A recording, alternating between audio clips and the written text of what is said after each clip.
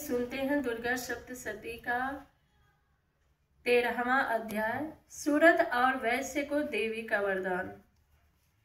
श्री जो उदय काल के सूर्य मंडल से कांति धारण करने वाली है, जिनके 4 भुजाएं और 3 नेत्र है, तथा जो अपने हाथों में पास, अंकुश, वर एवं अभय की मुद्रा धारण किए रहती है, उन शिवा देवी का मैं ध्यान करता हूँ। ऋषि कहते हैं, राजन, इस प्रकार मैंने तुमसे देवी के उत्तम महात्म्य का वर्णन किया, जो इस जगत को धारण करती है। उन देवी का ऐसा ही प्रभाव है, वह ही विद्या उत्पन्न करती है। भगवान विष्णु की महामाया स्वरूपा उन भगवती के द्वारा ही तुम ये वैश्य तथा अन्यायी विवेक जन मोहित होते हैं, मोहित हुए हैं तथा आगे भी मोहित होंगे। महाराज, तुम उन्हीं परमेश्वरी की शरण में जाओ। आराधना करने पर वे ही मनुष्यों को भोग, स्वर्ग तथा मोक्ष प्रदान करती है।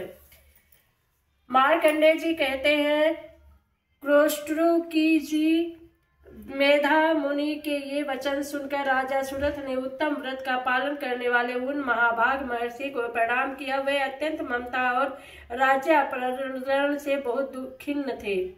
महामुने इसलिए विरक्त होकर वे राजा तथा वैश्य तत्काल तपस्या को चले गए और वे जगदम्बा के दर्शन के लिए नदी के तट पर रहकर तपस्या करने लगे।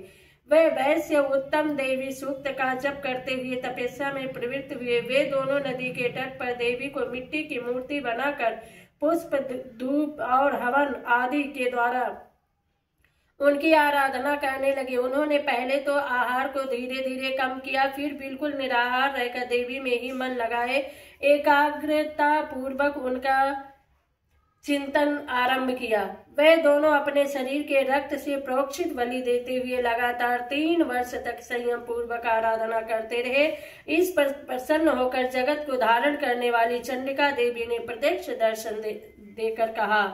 देवी बोली, राजन, तुम अपने कुल को आनंदित करने वाले वैश्य, तुम लोग जिस वस्तु की अभिलाषा रखते हुए मुझसे मांगो, मैं संतुष्ट हूँ, अतः तुम्हें वह सब कुछ दूंगी। मार्कंडेय जी कहते हैं, तब राजा ने दूसरे जन्म में नष्ट न होने वाला राज्य मांगा तथा इस जन्म में भी शत्रुओं की सेनाओं को बलपूर्वक नष्ट करके पुनः अपना राज्य प्राप्त कर लेने का वरदान मांगा। वैश्य का चित्त संसार की ओर से खिन्न एवं विरक्त हो चुका था और वे बड़े बुद्धिमान थे, अतः उस समय उन्होंने तो ममता और अहंकता पूर्वक आसक्ति का नाश करने वाला ज्ञान मांगा। देवी बोली, राजन, तुम थोड़े ही दिनों में शत्रुओं को मारकर अपना राज्य प्राप्त कर लोगे।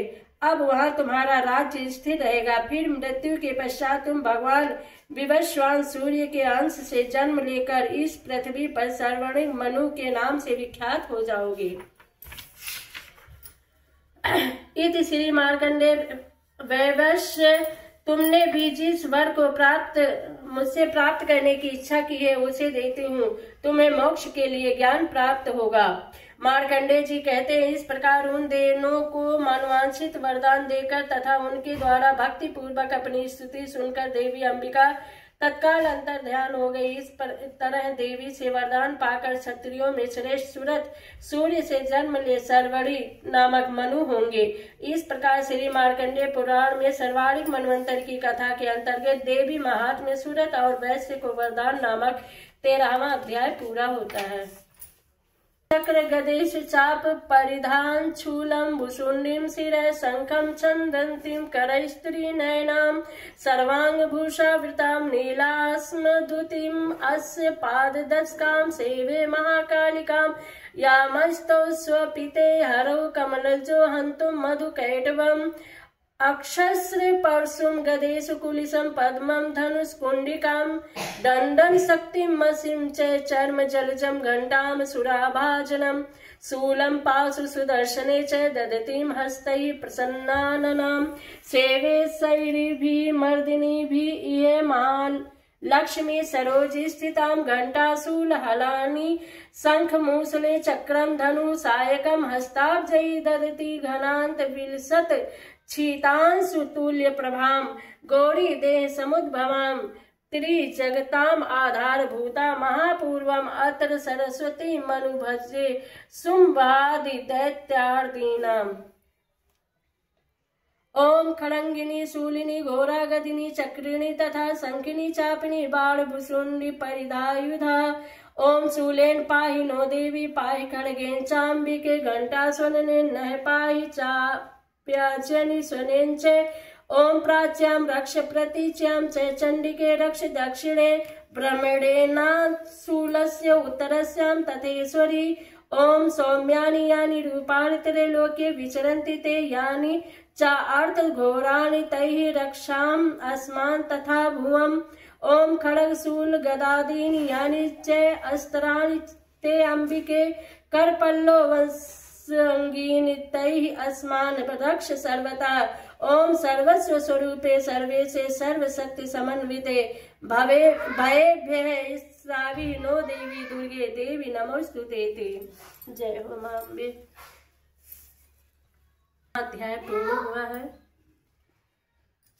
बोलो शेरा वाली मैया की जय। मंगल मांगल्ये शिवे सर्वार्थ साधिके शरण्ये त्र्यंबके गौरी नारायणी नमोस्तुते। या देवी सर्वभूतेषु शक्तिरूपेण संस्थिता नमस्तस्यै नमस्तस्यै नमस्तस्यै नमो नमः। या देवी सर्वभूतेषु ज्ञानरूपेण संस्थिता नमस्तस्यै नमस्तस्यै नमस्तस्यै नमो नमः। या देवी सर्वभूतेषु छायारूपेण संस्थिता नमस्तस्यै नमस्तस्यै नमस्तस्यै नमो नमः। या देवी सर्वभूतेषु शक्तिरूपेण संस्थिता नमस्तस्यै नमस्तस्यै नमस्तस्यै नमो नमः।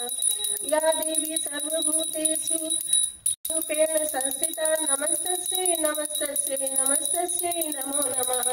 या देवी सर्वभूतेषु शक्तिरूपेण संस्थिता नमस्तस्यै नमस्तस्यै नमस्तस्यै नमो नमः। या देवी सर्वभूतेषु लक्ष्मीरूपेण संस्थिता नमस्तस्यै नमस्तस्यै नमस्तस्यै नमो नमः।